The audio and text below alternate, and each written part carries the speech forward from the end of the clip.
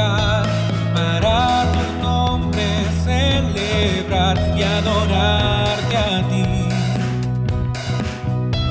En gratitud y amor, Señor, pedimos hoy tu dirección. Queremos ser más como tú. Tu gloria llena este lugar.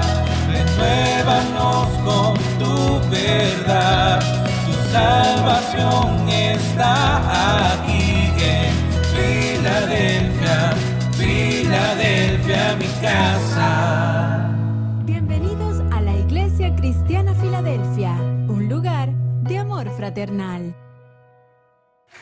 Si usted cree en la fidelidad del Señor, apláudale bien fuerte.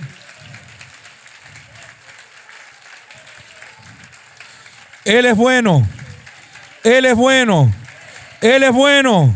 Para siempre su misericordia, su bondad siempre ha estado derramada y estará para cada uno con sus hijos. Él no nos ha abandonado, iglesia, no nos abandonará, no nos dejará. Él ha permanecido fiel y será fiel hasta el final, hasta el último aliento de nuestros días. Él seguirá siendo fiel, bondadoso, misericordioso, grande en amor y misericordia y compasión para con sus hijos. Bendito eres, Señor. Bendito eres, Señor. ¿Cómo no venir delante de tu presencia con corazones agradecidos por lo grande y maravilloso que tú has sido con cada uno de nosotros? Te amamos, Señor, porque tú nos has amado primero. Desde el momento en que tú nos atraíste hasta ti, Señor, nos has cubierto con tu gracia, con misericordia. Y aún a pesar de nuestros pesares, de nuestros pecados, nos echaste todo a lo profundo de la mar. Nos restauraste, nos justificaste y nos diste vida nueva, Dios. Ayúdanos a serte fiel aún en medio de la prueba y de la adversidad. Ayúdanos a mantenernos firmes aún en medio del quebranto y del dolor. Bendito eres, Dios. No hay nadie como tú. Amén. Dios es bueno, iglesia. Amén. Y para siempre es su misericordia. Hoy estamos en este culto de oración y una de las cosas que compartía con el pastor Ender y hablaba con él era de lo que el Señor había puesto en mi corazón, de que podamos tener un tiempo de escuchar la palabra de Dios, porque siempre que la congregación de los santos se reúne es necesario escudriñar las Escrituras. Pero quisiera hacerlo de manera más breve para que podamos tener un buen tiempo de intercesión y de oración, porque yo sé que muchos de los que venimos a este lugar venimos a un culto de oración, obviamente, a traer nuestras necesidades, a traer nuestras dolencias, nuestras preocupaciones, nuestras cargas al Señor. Es un poco irresponsable decirle: deje las cargas en su casa y venga aquí y adore al Señor. No, tráigalas, porque aquí los va a poner en el lugar correcto, los va a poner a los pies del Señor.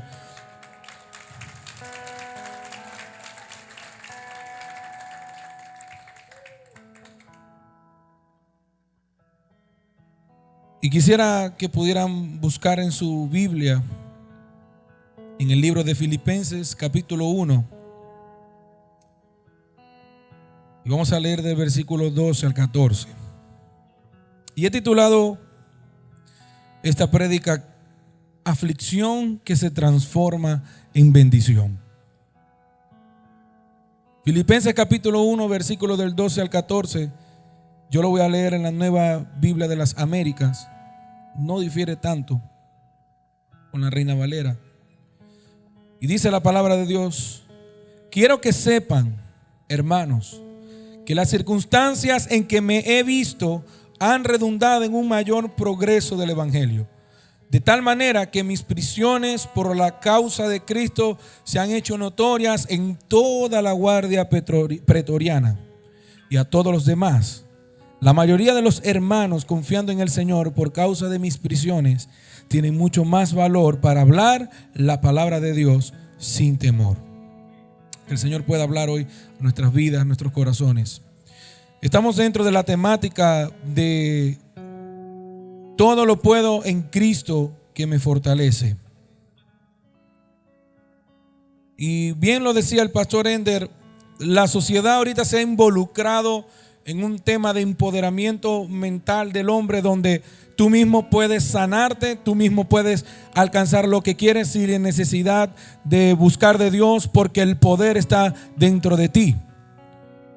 Pero la Biblia nos enseña que cuando el Señor nos empodera es por medio de su Espíritu Santo, y esta cualidad no corresponde a nosotros, sino que es un don de Dios que nos da para la obra y servicio en su obra, valga la redundancia. Y cuando el apóstol Pablo está escribiendo esta carta de Filipenses, el pastor Agdi lo decía el domingo, él estaba escribiendo desde la prisión.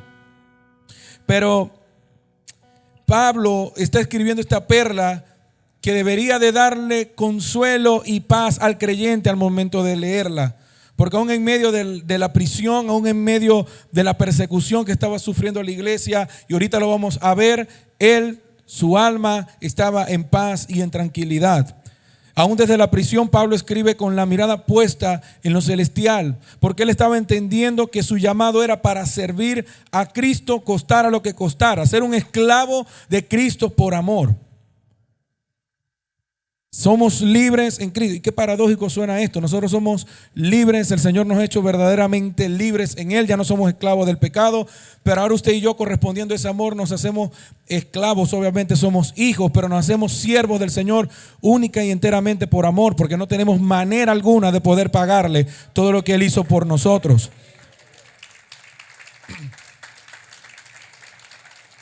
Pero Pablo está preparando a una iglesia para que pueda encontrar un propósito aún en medio de la adversidad.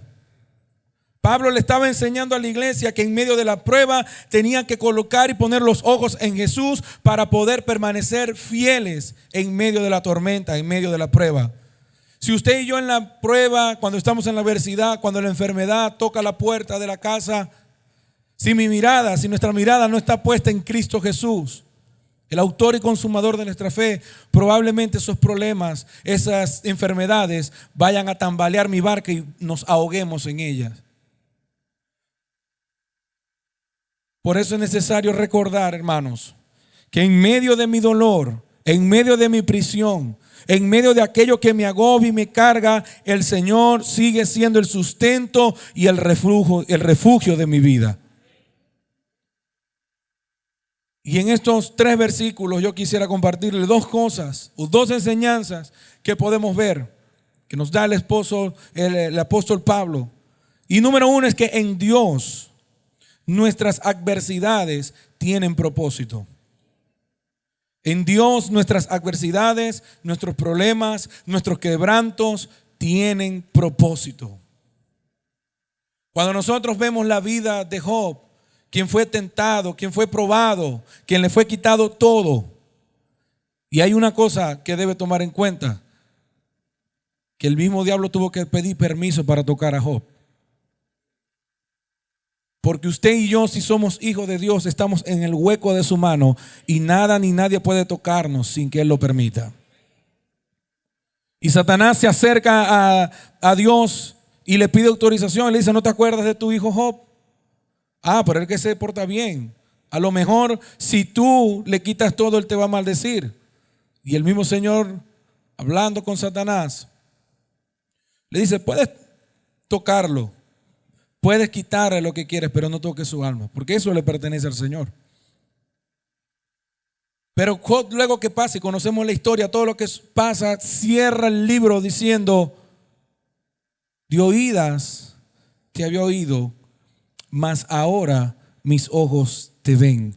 Mucha gente se enfoca cuando Job tiene la recompensa, que le dan 10 meses más de lo que le fue quitado, pero muy pocos resaltan el hecho de que el propósito de la prueba de Job que estaba viviendo era para conocer verdaderamente al Dios que era objeto de su adoración. No tanto la restitución. Los adversarios de Pablo estaban pensando que cuando lo metieran preso, el evangelio se iba a detener, que no iba a haber más predicación y avance del evangelio.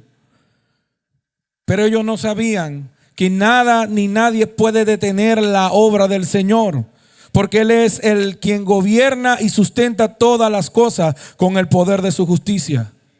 Romanos 8:28 nos dice, Pablo lo dice como una aseguración, como asegurado, lo sabe, dice, y sabemos que para los que aman a Dios, todas las cosas cooperan, dice esta versión. La Reina Valera dice ayuda.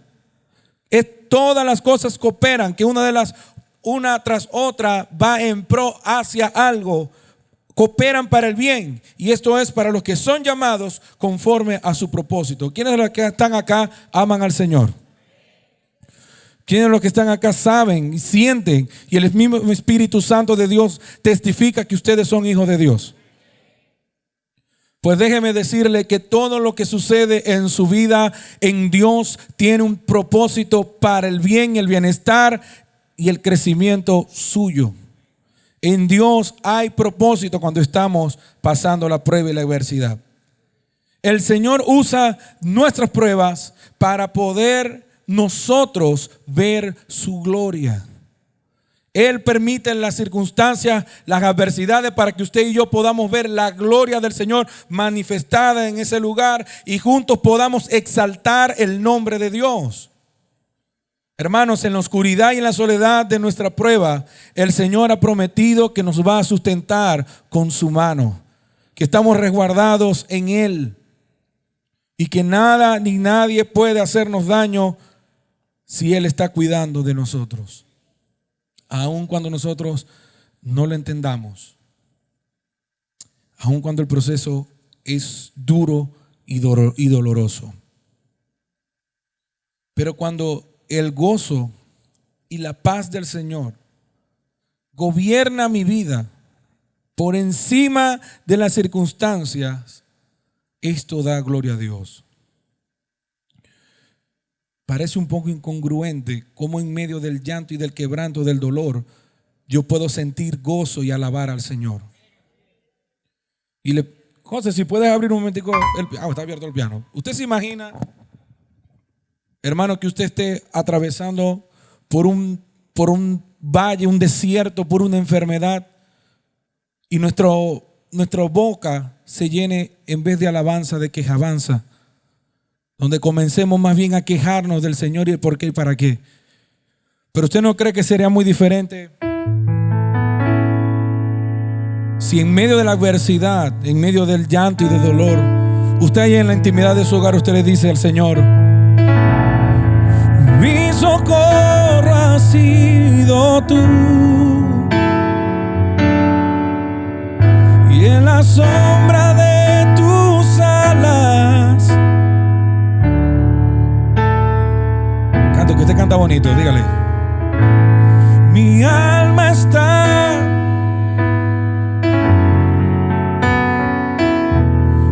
porque tu diestra me ha sostenido. Oh, tu diestra.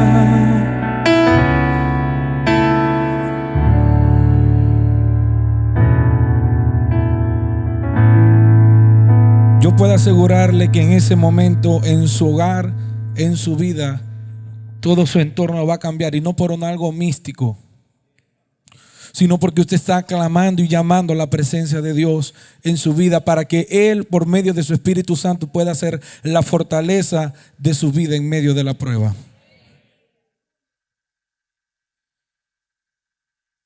El Señor necesita, iglesia, aunque nos duela, probarnos. El Señor necesita procesarnos para moldear nuestro carácter, para hacernos más a la imagen de Cristo. Y estas aflicciones, aunque parezca paradójico, glorifican a Dios en nuestra vida. Porque aún las personas que están a nuestro alrededor pueden ver el obrar de Dios en la vida de cada uno de nosotros. Pero cuando nuestro corazón se llena de queja, y aunque es válido sentir tristeza y dolor, pero cuando esto es lo que gobierna nuestra vida, hermanos, probablemente nuestra esperanza está en el lugar equivocado. Porque la esperanza que nos da el Señor no depende de la circunstancia alrededor que estemos viviendo. Porque la paz y el gozo del Señor permanece aún en medio del llanto y del dolor. Primera de Pedro, capítulo 4, 12, 14, Pedro les dice: amados, no se sorprendan del fuego de prueba que en medio de ustedes ha venido para probarlos, como si alguna cosa extraña les estuviese aconteciendo. Pablo le estaba diciendo a la iglesia: ¿de qué se extrañan cuando esto debería de parecer normal? Y más, en las cartas anteriores, en los versículos anteriores le dice: ya yo se lo he advertido, ya yo se lo he dicho. Antes bien, en la medida en que comparten los padecimientos de Cristo, regocíjense, para que también en la revelación de su gloria se regocijen con gran alegría. Hermanos, vivamos esta vida, este peregrinar, con gozo y regocijándonos en la promesa de que Dios ha prometido cuidarnos aquí. Y no solamente mientras estamos caminando por medio de esta tierra, sino que ha prometido que cuando Él venga por los suyos, estaremos arriba en gloria, donde no habrá más llanto, más dolor, más penuria, más enfermedad, donde reinaremos para siempre con Él. Y si eso le parece poco, eso es por toda la eternidad. Si ustedes, dice Pedro en el versículo 14, si ustedes son insultados por el nombre de Cristo, dichosos son pues el Espíritu de gloria y de Dios reposa sobre ustedes. Ciertamente por ellos, por el mundo, Él es blasfemado, pero por ustedes es glorificado. Pero si yo solamente me quejo, si yo solamente lo que hago es unir mi llanto y mi clamor como otro más del mundo, ¿cómo puede ser Dios glorificado en esto? ¿Cómo puedo dar alientos a otros si mi esperanza no está puesta en Dios? Porque un segundo punto que podemos ver aquí, que nos enseña Pablo, es que mi prueba alienta a otros. Al ver cómo Pablo estaba soportando todo esto por amor a la obra del Señor y entendiendo el llamado que tenía, Pablo dice: mis prisiones que han sido notorias y en todo el reino lo han sabido, estas prisiones han hecho que la iglesia se levante con más fervor y pasión a proclamar el evangelio sin temor. Hermanos, el Señor usa nuestra adversidad para transformarnos, pero para que también podamos bendecir a otros. Y otra vez suena ilógico. ¿Cómo puedo bendecir yo a otro si yo estoy sufriendo y padeciendo? Hermanos, el Señor usa nuestras adversidades para poder levantar, restaurar, aconsejar a todos aquellos que están atravesando por el mismo desierto que usted y yo atravesamos. Y cuando salga aprobado de la prueba, del examen, de esa prueba de fuego, el Señor lo puede utilizar a usted para restaurar y levantar a aquellos que están pasando lo mismo. Ve que sí puede ser de bendición para su hermano. Por eso es la importancia de nosotros poder congregarnos, de poder vivir en comunidad, la vida de iglesia. Porque así podemos conocernos unos a otros en las casas de bendición. Así podemos tener ese encuentro íntimo, en comunión, de poder orar, de compartir los unos por los otros. Y a través de nuestro testimonio fortalecer nuestra fe. Tu desierto y la actitud que presentemos en ese desierto alienta la fe de otros en el Señor. Las personas no van a mirar qué fuerte y qué valiente fui yo. Van a ver es que cuán glorioso es el Dios que nosotros creemos, que nos sustenta en medio de la prueba y de la adversidad. Hermanos, las misericordias del Señor se renuevan cada mañana. Su amor permanece fiel aun cuando nosotros somos infieles. Y su bondad no tendrá fin, ni tiene fin. Nada ni nadie puede separarnos del amor de Dios, que este es ¿en quién? En Cristo Jesús. Entonces camine seguro de que el amor de Dios lo está cubriendo por donde quiera que usted vaya. El Señor le está resguardando. Tenga la promesa fiel y la esperanza que el Dios del cielo, el creador del universo, el alfa y omega, el admirable, el consejero, el príncipe de paz, ha puesto la mirada sobre sus hijos y ha prometido que nunca lo desamparará, que nunca se apartará de nuestro lado y que será el sostén y el soporte de nuestra vida. No desmaye y no se olvide de esa promesa eterna que tenemos en el Señor.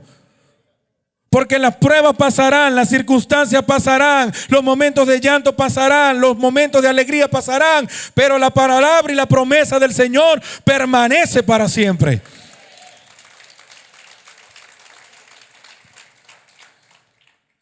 Primera de Corintios, Pablo le dice, capítulo 1, segunda de Corintios, capítulo 1, versículo 4.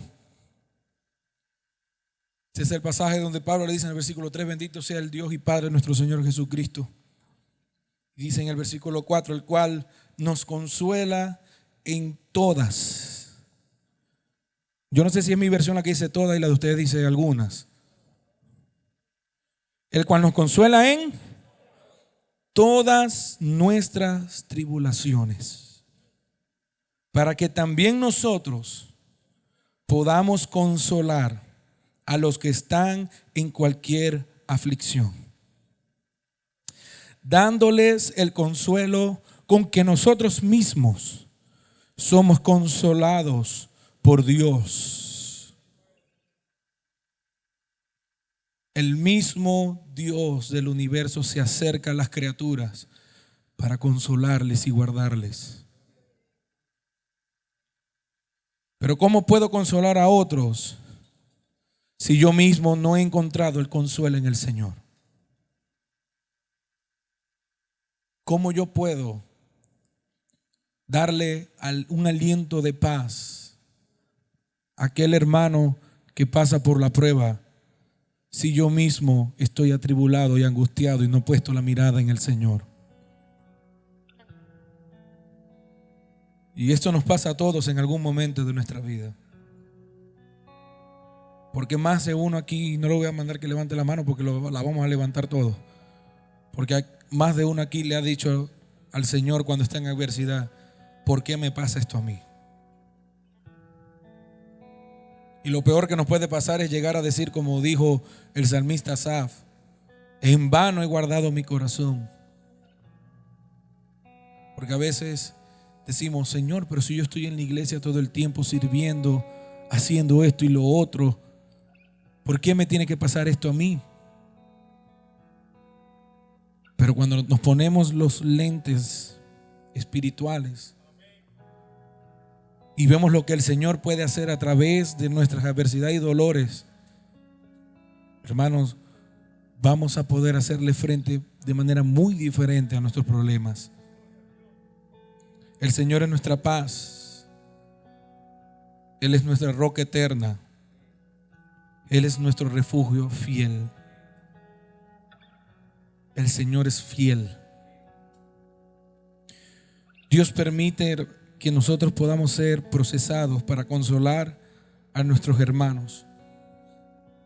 Y cuando usted y yo nos consolamos con la paz que nos ha dado el Señor, esto también da gloria a Dios. Y usted y yo podemos elevar juntos canto de alabanza y de exaltación a Dios por lo que ha hecho y por lo que hará. Y aun si pareciera que no lo vemos terminado, y aun si pareciera que cada vez se pone la circunstancia como que un poco más oscura, cuando usted derrama su vida al Señor,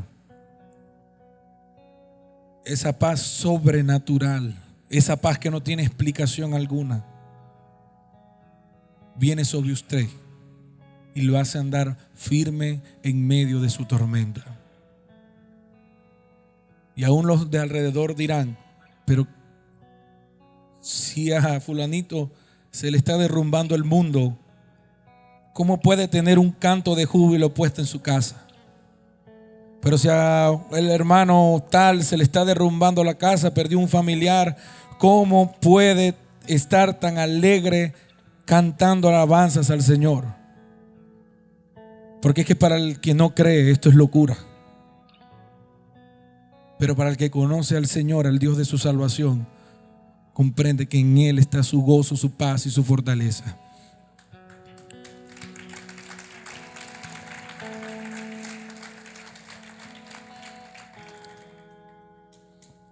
Hermanos, ¿qué haremos? ¿Qué haremos cuando la adversidad toque la puerta? O si ya la tocó. ¿Nos vamos a quejar o vamos a bendecir a Dios? Y en vez de preguntar por qué, preguntarle el para qué. Decirle: Señor, ¿qué quieres tú transformar en mi vida? ¿Qué quieres tú quebrantar en mi vida? ¿Qué necesitas tú limpiar en mi vida que no está dejando que yo me parezca más a ti? Que en Dios nuestras pruebas tienen propósito. Por eso es que aún nuestras mayores aflicciones y dolores Él las convierte en bendición para sus hijos. Ahora, en nuestra fuerza nosotros no podremos alcanzar esto. Y lo he venido diciendo durante la prédica. Necesitamos la ayuda del Espíritu Santo de Dios para poder soportar todo eso. Cuando Pablo escribe: todo lo puedo en Cristo que me fortalece, y este es un versículo demasiado popular. Es más, cuando veníamos del campamento, cuando íbamos a pasar el puente, como le dijimos que veníamos de una iglesia, el guardia nacional preguntaba: a ver, si es verdad que son cristianos, ¿qué dice Filipenses 4:13? Y como que era el único versículo que se sabía, porque se lo preguntó a todos los carros. Y es un versículo muy conocido, pero sabe, yo he visto hasta en estados de Instagram personas en el gimnasio levantando la pesa, y todo lo puedo en Cristo que me fortalece. Pero Pablo no escribió esta carta desde el gimnasio. Pablo no escribió esta carta desde un yate, ni en un crucero yendo a Aruba. Pablo, cuando escribe esta carta, es desde la prisión, y aún en medio de la escasez, aún en medio de no tenerlo nada, Pablo le dice: sé vivir en pobreza y sé vivir en prosperidad. En todo y por todo he aprendido el secreto, tanto de estar saciado como de tener hambre, de tener abundancia como de sufrir necesidad, porque todo lo puedo en Cristo que me fortalece. Pero fíjense en el versículo 14 lo que le dice Pablo a la iglesia de Filipo: sin embargo, han hecho bien en compartir conmigo en mi aflicción. Qué importante es, hermanos, que podamos ayudarnos unos a otros, que podamos ayudarnos en nuestras cargas, en nuestros dolores y pesares. Importante es que podamos interceder el uno por el otro, y que podamos ayudarnos en medio del desierto y del quebranto, que podamos ser de aliento y de bendición para aquellos hermanos que están sufriendo. Debemos de comprender y entender que nuestra fuerza proviene solo y únicamente de Dios y de nuestra dependencia de Él. Orando, ayunando, meditando en su palabra, creciendo en fe, escuchando de Él y creyendo que cuando nosotros elevamos oración y ruego y súplica, Él inclina su oído y nos escucha.